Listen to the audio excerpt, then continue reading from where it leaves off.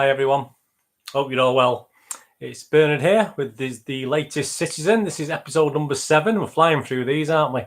This is episode 7 and it's City Present, so it's all about what's going on in the City world. I think we've got plenty to talk about this week, haven't we? What we're looking at today, I'll be looking back at the Preston game briefly. As I say, other people do it far more detail than I will, but just my brief impressions. The Preston game, the Everton game. We all like to listen to podcasts, don't we, and watch vlogs. Well, obviously, I'm just gonna obviously over the next few episodes, I'm just gonna talk about a couple of podcasts today that I love and always listen to. That you may listen to them, you may not. So if you don't, they're worth tuning into. I'll have a talk about those, and I'll also have a talk about hard copy. There's still a magazine out there for City fans like me who enjoy reading. We are a rare breed. So I'll have a look at the last one of those. Obviously, I'm going to have a look at the Twitterverse to do with City. And obviously, I can't go past that without looking at our own wonderful superstar, Bernardo Silva, and the trouble he's been in this week. And I'm going to give you my views on that from a 60-year-old white, 16, I wish, a 60-year-old white guy like me, who's brought up in a working class area of Manchester. I'll give you my impressions anyway on this Bernardo thing. And obviously, I'll have a look ahead of to the Zagreb Dinamo Zagreb games and the Wolves game next week. Obviously, back in the Premier League. I think before the international break next week. I don't know. I can't remember now. I'm going to say 60-year-old. You see, my head's going right. Let's have a quick look. We'll start with the Preston game. He did throw us a little bit of a wobbler, didn't he, Pep? He's not really well known for absolutely making mass changes. I know he makes 4 or 5 normally, but obviously he likes to approach these League Cup games still with a strong team. Let's face it, we still have a strong team without with so-called our second team. So he made 9 changes to the game. Obviously the 8-0 defeat of Watford prior to this, but it was the back line really, wasn't it? It was the back line that really impressed me. Obviously I knew Bravo was going to play. I knew Cancelo was going to play. Did I think Howard Bellis? Is it Howard Bellis? Howell Bellis. I always get his name. Howard Bellis. I say Howard for some reason. Howard Bellis. Sorry, Taylor. I wasn't sure he was going to play. I thought Garcia would play. I think he'd already hinted that Garcia would play. But to actually I was very surprised that he put Howard Bellis with it alongside him. My apologies to everyone to do with Howard Bellis. I'll be mentioning him again later as well, so I'll try and get it right for next time.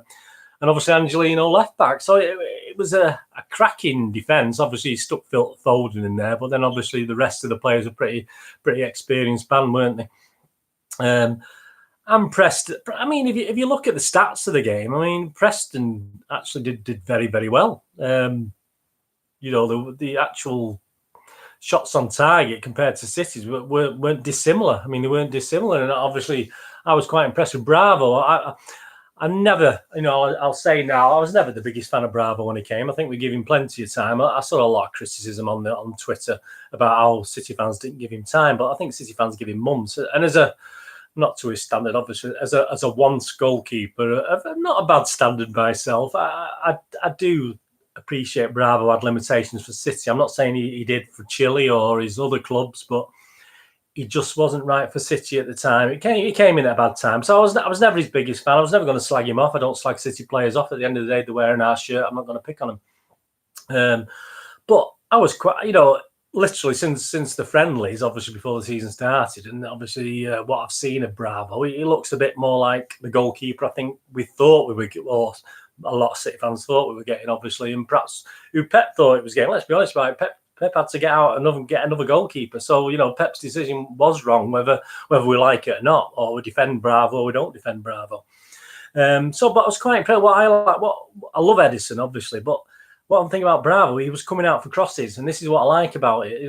Edison's a big lad, but I'll probably go into that a bit more with the Everton game, but Bravo looks far more comfortable coming for crosses than Edison, and yet the size of Edison, you'd think it'd be vice versa. So anyway, it's a good team. Let's face it. It was dead by half time, 3-0. I think Preston had a chance to come back into it in the second half. I think he hit the post, didn't he, on 57 minutes? All right, if they'd scored, it would have been 3-1. Would we have gone up the other end and added another couple? Perhaps. I mean, no reason why not. I thought Jesus was a little bit, Jesus was a little bit profligate in front of the goal. He scored a great goal, but obviously the other two goals were obviously Sterling and Silva were deflections, weren't they, at the end of the day? But yeah, they didn't do too much to worry us. And as I say, with that, the back four did us proud, really. And what I know, so everyone does these player ratings, and I noticed obviously after the Everton game, yes, there's a bit of discord about Stuart Brennan's player ratings in the evening news. So what I'm just going to do today is just have a look at what Brennan thought of the City v Preston. Just make my little comments and give you my scores at the same time, perhaps, of what he did, if they're much different to what Stuart said. I'm sure Stuart won't mind. He's a big lad, and just see what you think, because he did get a bit of stick today for his rating of a certain goalkeeper against Everton, which I thought was absolutely justified, to be honest with you.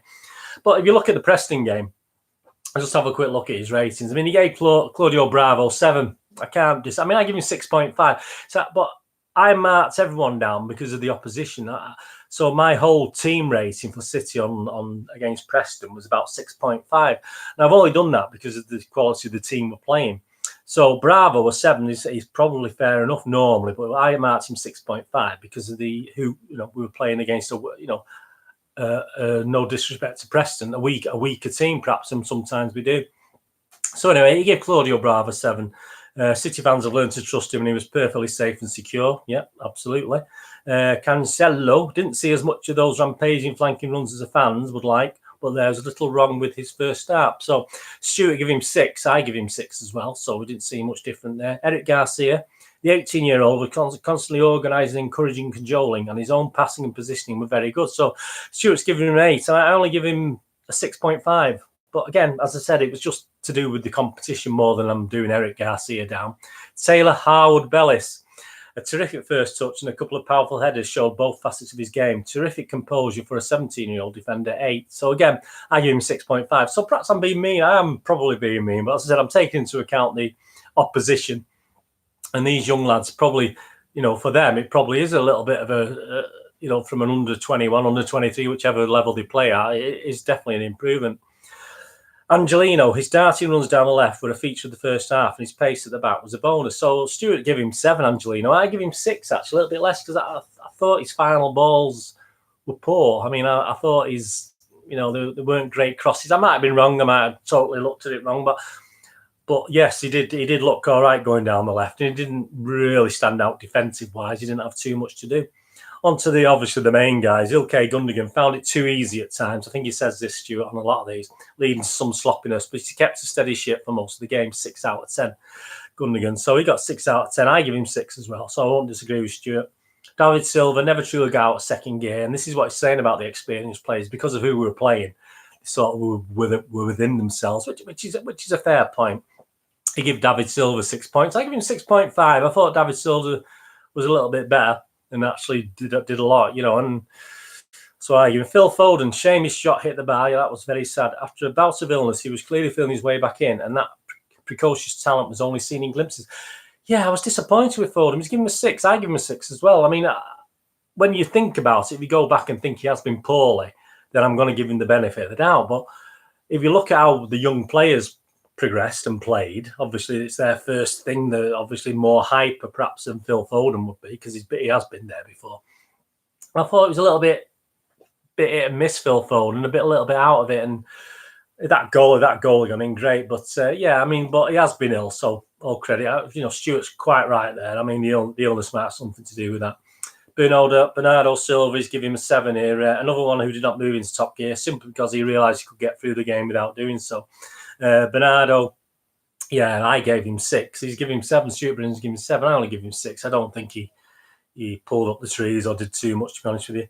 Gabriel Jesus, great finish and some good approach work, but a couple of wrong decisions and the odd slack pass. I mean, he's given him a 6, and I give him a 6. I thought Jesus was could have had another couple more, was a bit lax to me. He just didn't, took his goal well, but apart from that, I wasn't overly impressed. Raheem Sterling, the opening goal was all about him, turning and driving hard at defence, and his assist for the second showed he has a mature subtlety to his game these days. 8 out of 10, so he's given Raheem the highest score there.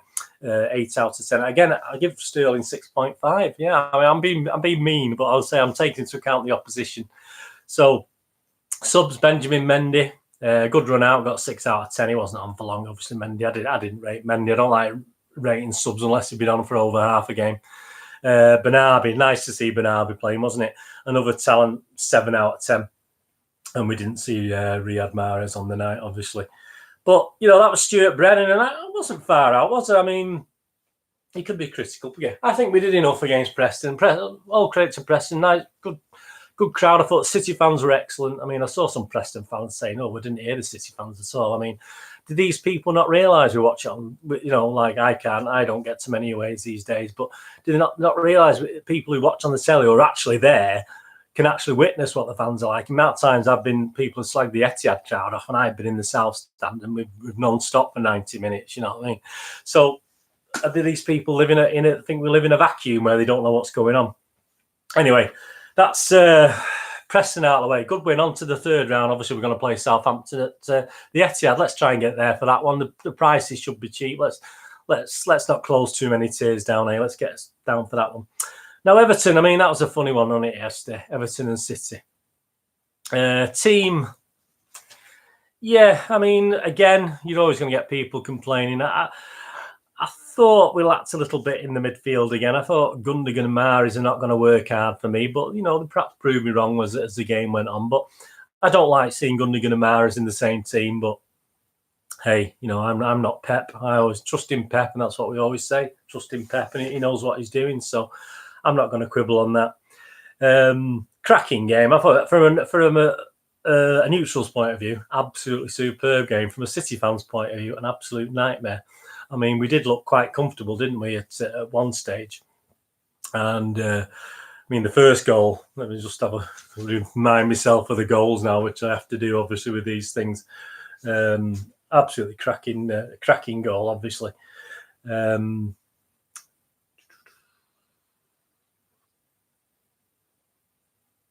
pass, oh yes, three players, wasn't it? Gone. My mind's gone. The Fernandinho, KDB, and Jesus. I mean, if you see a much better goal than that this weekend, I would doubt it. I mean, I did watch Match of the Day and some game highlights yesterday, etc. Some live games as well, apart from City. But what a absolutely superb goal. And we did look quite comfortable. I wasn't worried about it at all. I thought, yeah, we've got this in charge. But the actual equaliser, well, I don't know. Who do you blame? I mean, people blaming Fernandinho for not blocking it and not getting away in the first place. And yeah, I mean, I think I'll go on to Stuart Brennan in a minute. I think Stuart Brennan commented he's not a defender. Well, he is at the moment. That's all we've got. I mean, there's no good whinging about anything. We've got to survive with what we've got at the moment. So he's our main centre, you know, alongside Otamendi, perhaps. He's our main centre half. So I'm sorry, but yeah. It's as though he was trying to pass it out originally, and then even again when he gets a chance to sort of block the thing, you don't put your foot through it. Perhaps he was frightened of giving a foul away. I don't know, but you know, just put your foot through it. I mean, that's all you had to do. And you know, it was just such a bad goal to let in, and you can't let goals against teams like Everton. The fans came up for it again. The Everton fans are back up for it, and it was a bit of a struggle, wasn't it? And then the second half, I mean, we didn't really we needed some magic, didn't we? But we didn't really get going in the second half again. But obviously, up pops the Algerian magician there with that free. What an absolute superb free kick. The goalie's got to watch that side of the goal. I'm not a big fan of Pickford. He's all right. He's probably the best of a bad English bunch at the moment. But you don't know. He's got to. You see, this is the thing with the walls. The goalkeepers have to set the wall and have to believe the wall is good enough to stop. So, you know, he should be looking more to his right, because that's where it went in the end, and he just looked slow getting down. But all credit to Mahrez. Absolutely fantastic free kick. You can't take anything away from him.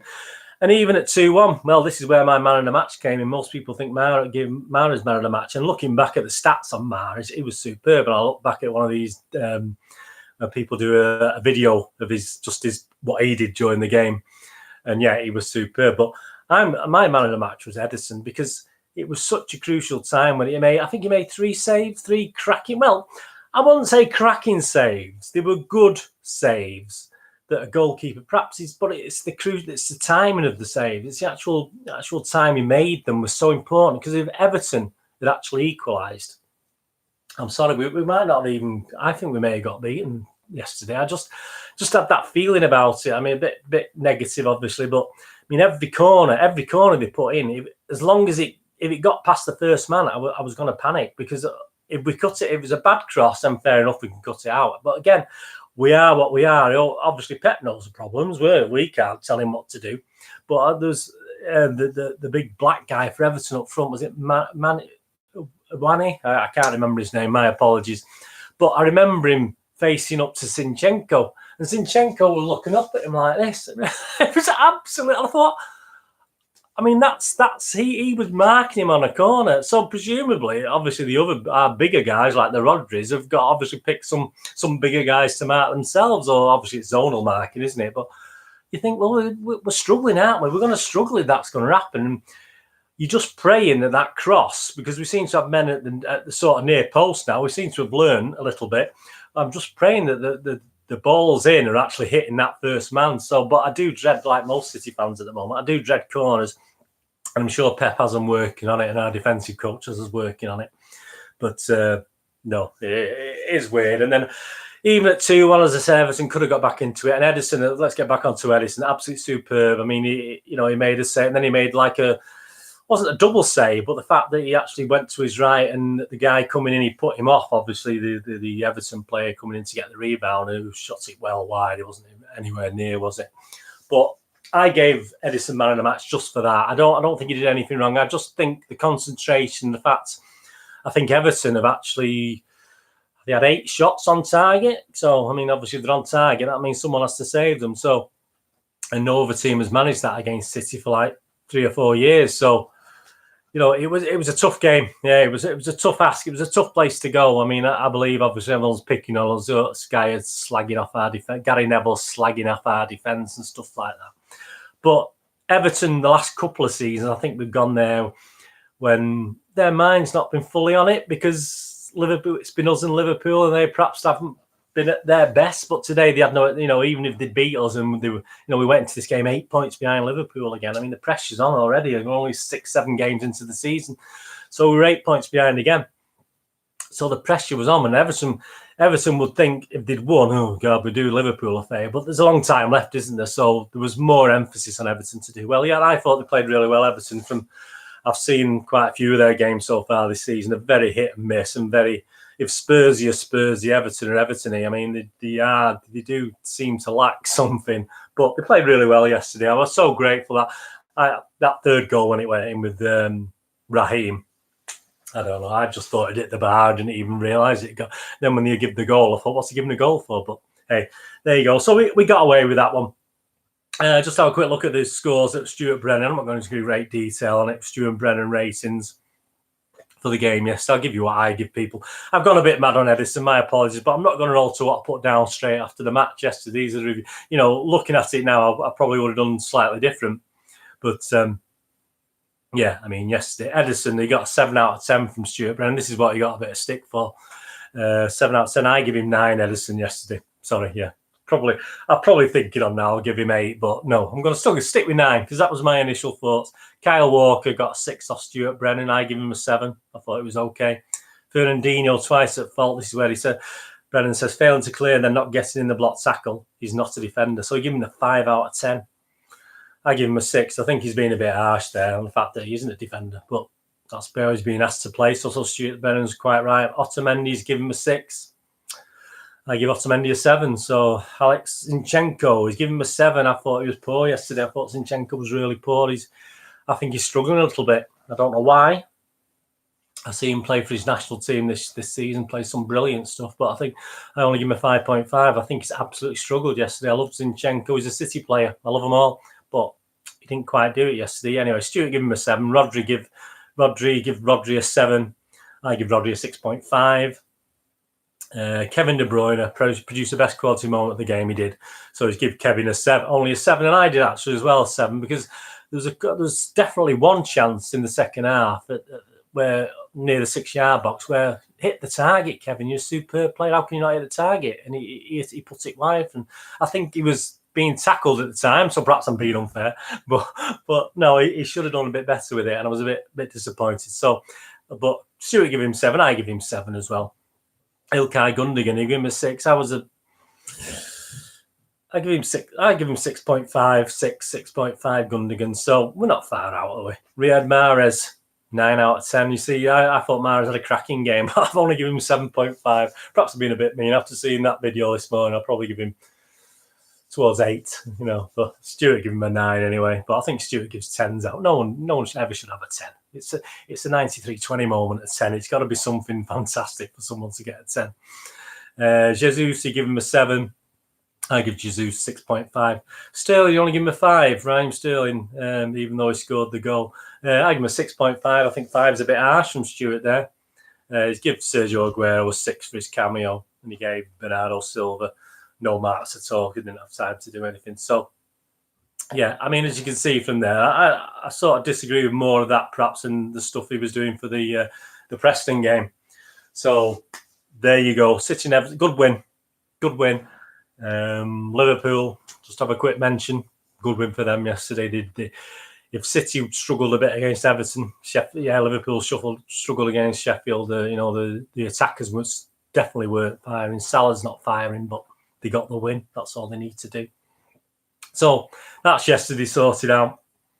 Hope you agree. If you agree with what I'm saying, just have it in the comments. If you don't. We've all got our opinions, quite right. And as I said, my opinion from the marks from immediately after the game. I do a mark at half time, then I update it with the full time one.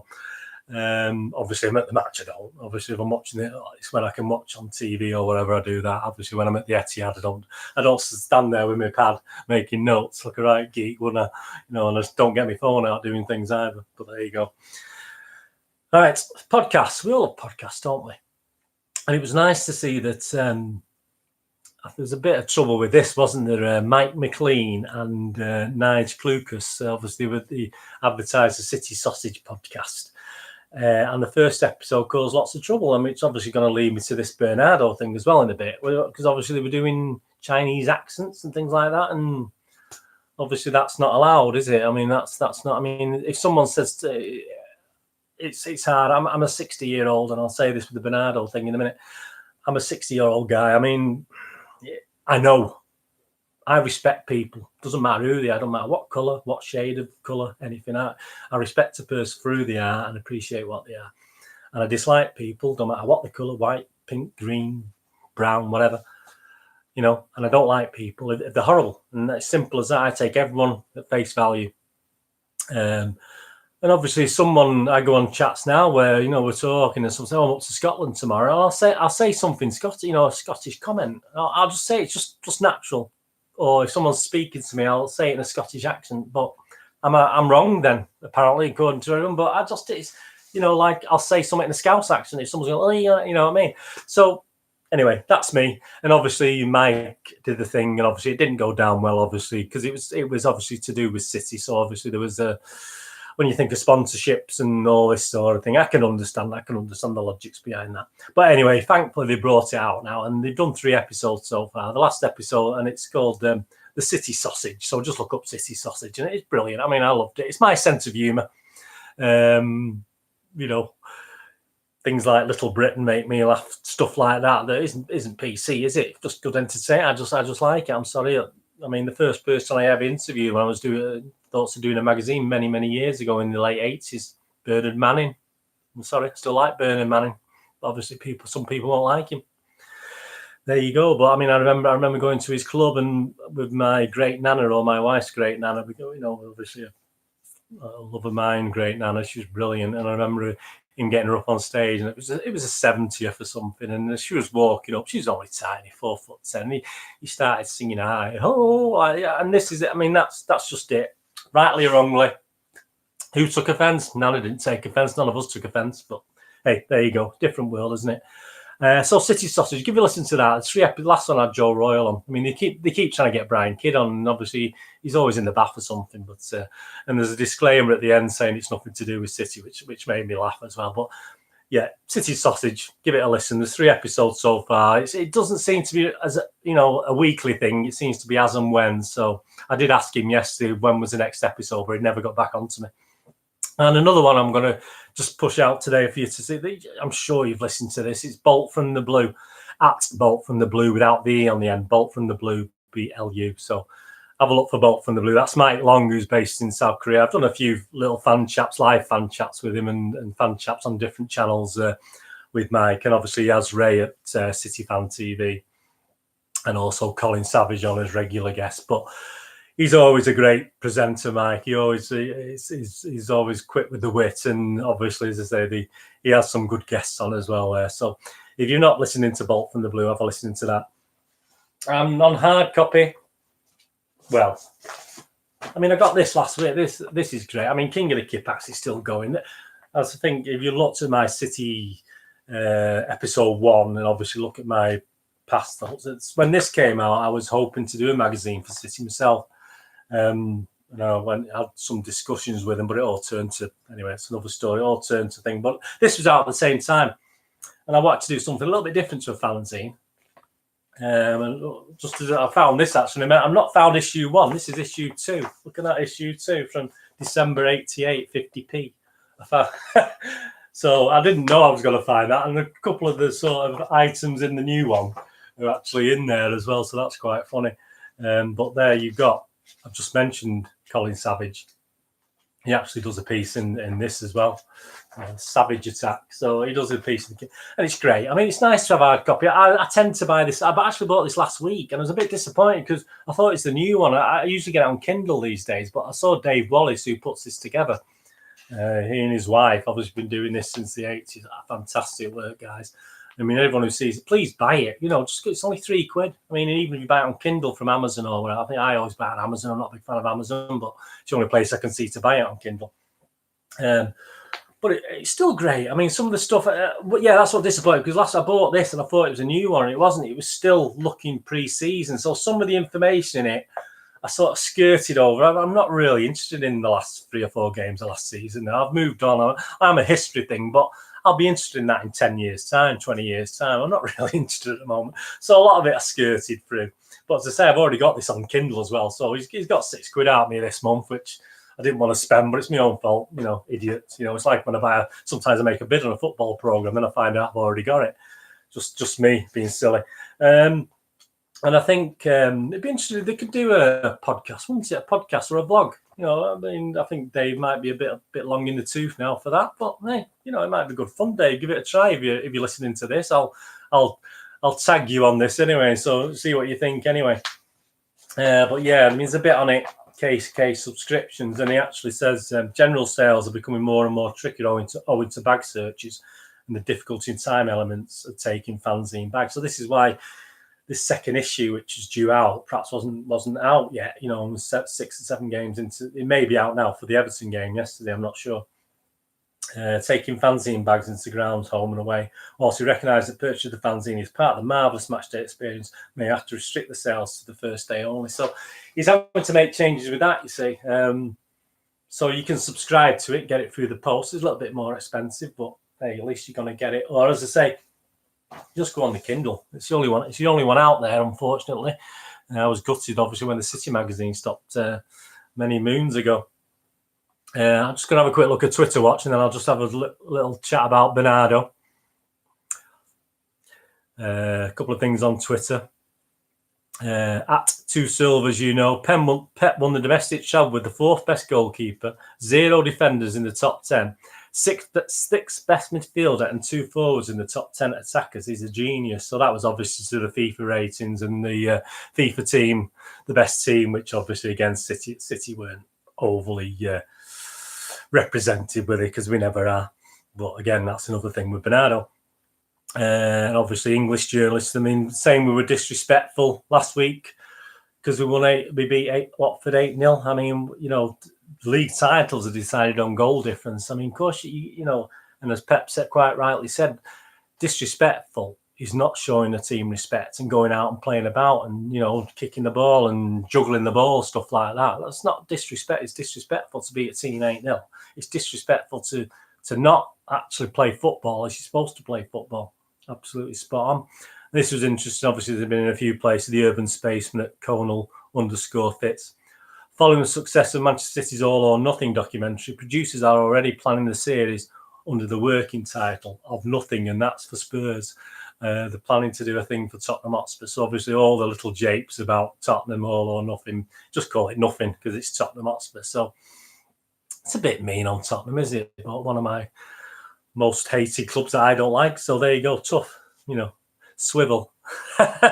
We've got a new song for Mahrez, which is quite nice, but I'm not going to play it on here because obviously there's bad language in it. So it's always nice to have a song for the players. Man Citizens at mancitizens.com. Gabriel Jesus has scored 22 goals in his last 21 starts for the club and country, scoring each of his last 6 starts for Manchester City. Yeah, I mean, he's come of age a little bit. I believe he's got a new girlfriend, which always helps. We saw the best of Aguero last season when he got a new. I even before I knew he had a girl, I remember saying, I think it was to my lad, I said he's shacked up with somebody. I mean, you could tell it was just a little jump in the step. It doesn't last long, but first it was there to begin with. Ian Cheeseman, here we go. Ian Cheeseman's always good at a thing, and he obviously, I forgot his name again. Howard Taylor Bellis, and he was actually at Everton yesterday in the stands with the fans getting behind the club, and there was Ian Cheeseman. A few people posted it actually. And a lot of away fans didn't realise who he was, calling him things. But I mean, that from 1 minute, and Ian Cheeseman actually interviewed his mum and dad as well after the Preston game, and they were so proud, which is great. And it's just nice, and then to be and he's just a fan, and that's what the City fans we like to see, isn't it? We like to see that. Got a bit on Andy Hinchcliffe, but again, that'll be touched upon with Mr. Bernardo Silva thing in a bit. City Chief at City_Chief. Some of the stuff he puts out, don't know where he gets it from. Giovanni van Bronckhorst is being handed the chance by Manchester City to become the long-term successor to Pep Guardiola. That's apparently from the Daily Record. So I don't know where Arteta fits into all this. Ilkay Gundogan have gone with the FIFA ratings. Please don't. He tweeted yesterday. Please don't tell EA Sports FIFA, don't want to get another downgrade on my finishing skills. Yeah, well, we all remember that. He's shot from 3 yards yesterday from that how that didn't end up in the back of the net. I don't know, Gundogan, but perhaps you can tell us. I don't know. And just the last thing on Twitter before we have a chat at Bernardo. Yeah, it was the tackle. I mean, I don't remember. Rodri made a tackle on Calvert-Lewin yesterday, and it did sort of go across him a little bit, but there's nothing malicious. Even if he give a foul, it's not, and he booked Rodri for it. You look at, but it's Michael Oliver. What do we expect from Michael Oliver? We've come used to it, haven't we? Right. Before I do the quick look ahead of what we've got coming up, right, Bernardo. As I said, I've said it before. I'm 60. I was brought up in the days of things like On the Buses, Love Thy Neighbour, stuff like that. Even at that age, when I was a kid watching those things, I knew right from wrong. I knew racism was bad and thing. And you think about things like Love Thy Neighbour, On the Bus. It was always the white guys who were made to look small by intelligent, coherent black guys, etc. It was always us, the white person, who was made to look small. So even those, people look back and go, "Oh, that's terrible." But no, it wasn't. It wasn't terrible. They taught me a lot about my dad, for instance. Obviously, my dad died when I was very young. I was only about 10 when my dad died. But we'd watch a film, The Cowboys and Indians, and he stuck up for the Indians. So he said, "Oh, you shouldn't be shouting. You shouldn't be cheering for the Cowboys, son. You should be cheering for the Indian." And then he'd go on and tell me about the Red Indians and all that. And this is my dad, obviously well ahead of his time, my father. So I had a good grounding anyway. But obviously, as I said, I watched these, and you laughed at those programs in the 70s and the comedian. Yeah. So we go to the Bernardo thing, and when this happened on Tuesday, was it? I'm not sure when it was. I thought, a lot of people saying he was a bit silly and you shouldn't. Yeah, I quite agree with it. But as the week's gone on, to be honest with you, the witch hunt surrounded from the media, which is expected. They'll do anything to derail City, whatever it is. Despite people like John Barnes sticking up for Raheem Sterling, which was absolutely fantastic. Then he gets called an Uncle Tom character because he stuck up for. It's absolutely unbelievable. I mean, Mendes obviously has now got to appeal to the FA. It's talking about a ban. I've heard City fans on other vlogs and other podcasts saying, "Oh yeah, well we could get two player ban, but 2 match ban, 3 match, 4 match ban." But sorry, he shouldn't get anything like that. At the end of the day, I mean, what he's done. Yes, I don't. Does he wouldn't have a private Twitter account with Benjamin. But have you seen some of the stuff Benjamin's put out? Benjamin always, Benjamin himself could have put that tweet out. Would anything have been said? No, because it's Benjamin doing it. Bernardo is one of his best mates. I mean, they are brothers. I mean, as Pep said, and people have picked on Pep for defending Bernardo. No, don't pick. How dare you even pick on Pep? It's wrong. You can't do that. He's defending his player.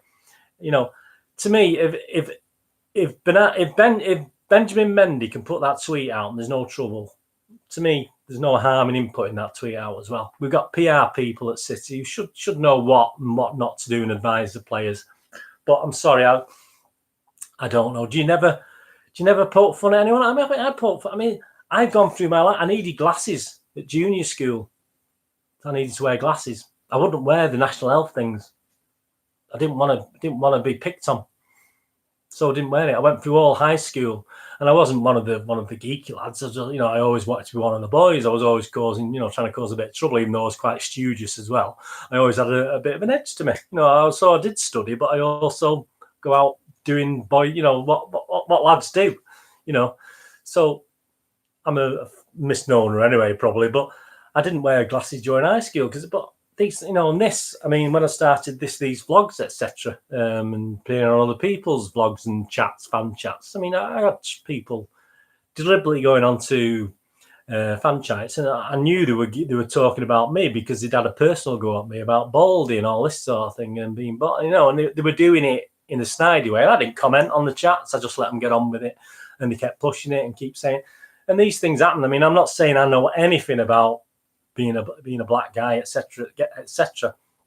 I remember in one of the episodes of Cities I was talking about Shawnee Wright being the only professional football black guy, and I was a bit confused because I was supposed to say brown now. I was a bit, and I said it. I thought, well, I've said it now, and there was no, he's the only guy I've actually hugged in real life.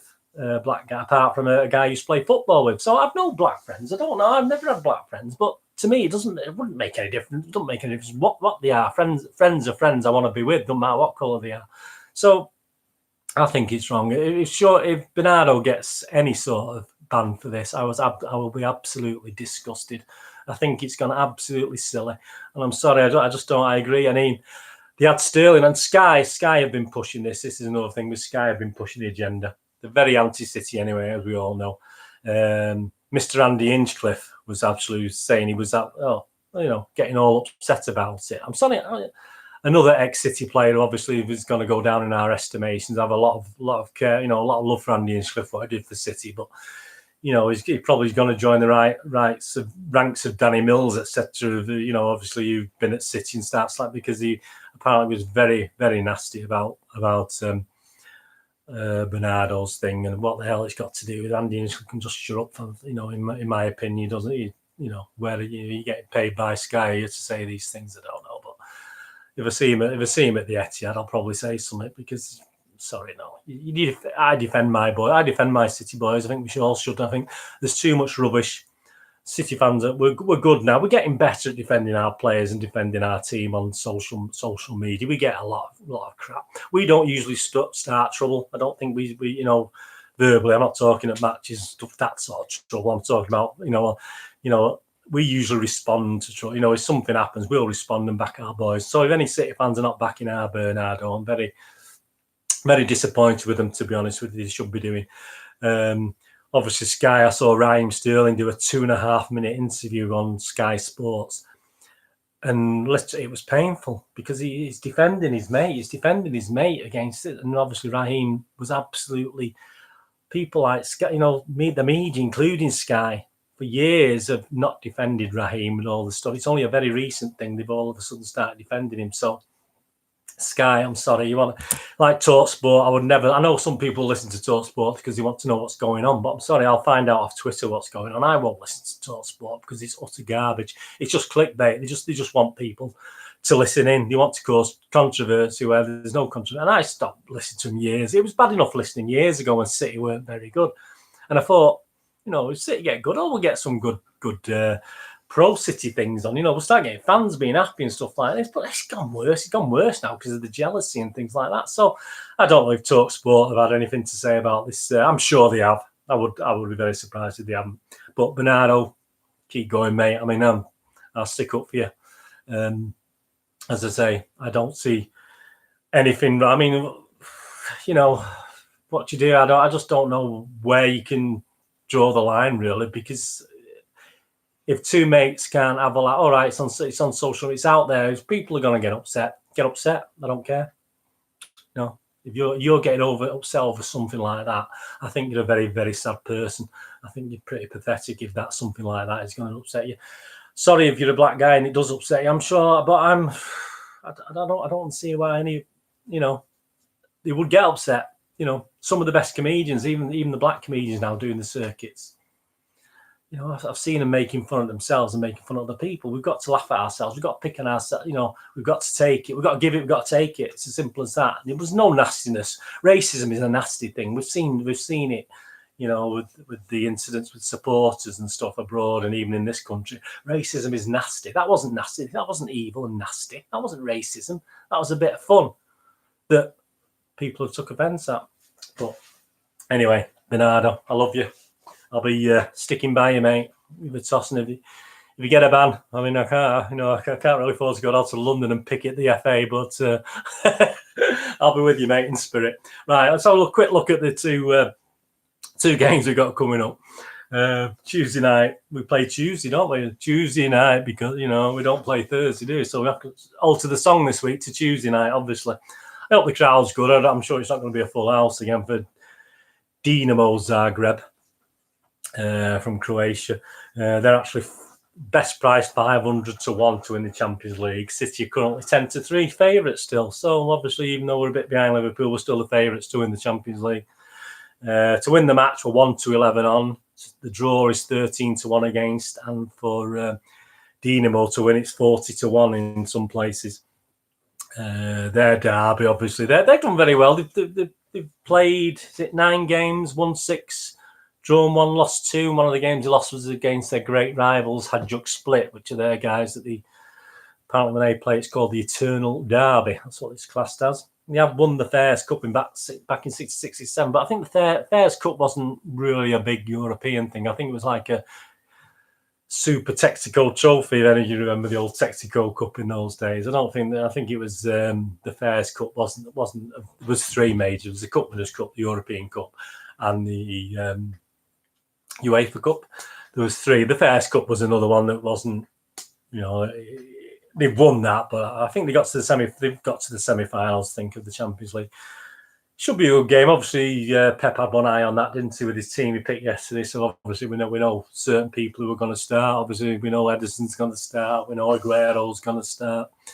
Be interesting what we do with Bernardo. He looked okay yesterday, didn't he, when he came on? Obviously, these things can get to you. He looked okay when he came. He looked up for it.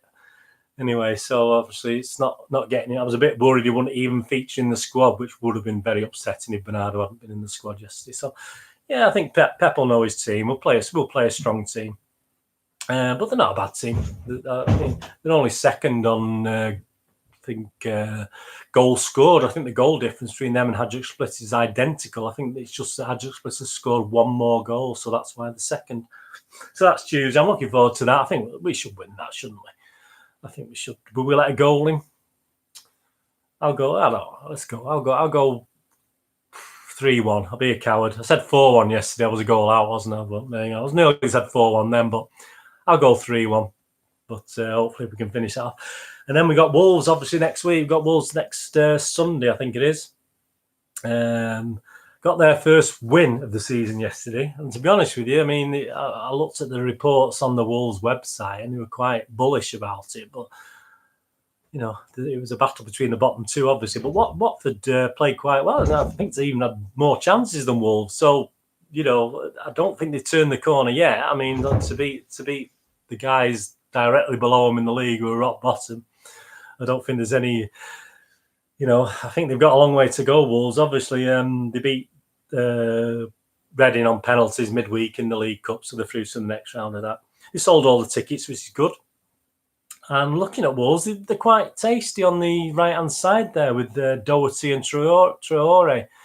As long as Bowley keeps his hands to himself, if he plays, we should be all right. But yeah, I mean, their right is good. Our left perhaps isn't our strongest, so it looks a bit weak yesterday on the left with Sterling had a poor game. Zinchenko wasn't great. Was Gundogan on the left a little bit. We didn't have a strong left-hand side, so that could be a problem. I think they won't be as obviously blasé as Wolves. I think they'll try and hit us on the break, obviously. To win the match, City are 1-7, 9-1 the draw, and 25-1 for a Wolves win. But as I said, they sold all the tickets, Wolves, so they'll fill the 3 tiers, which is nice. Obviously, the Watford game. I think City fans were on tier 2 and 3, but so Wolves have still be just over 3,000 Wolves fans coming down. So that'll be nice. Good atmosphere, hopefully. I think they're quite good. They get behind the team quite well. I can remember from last year in a cup game a couple of years ago. But if we don't win this, we're in trouble, aren't we? Because we should beat there's not many teams we're not going to beat, is there? But score, I'll go 5-1. I'm going to stop. I'm Mr. Pessimist. I'm going to stop doing these high scores. Anyway, that's the Wolves game.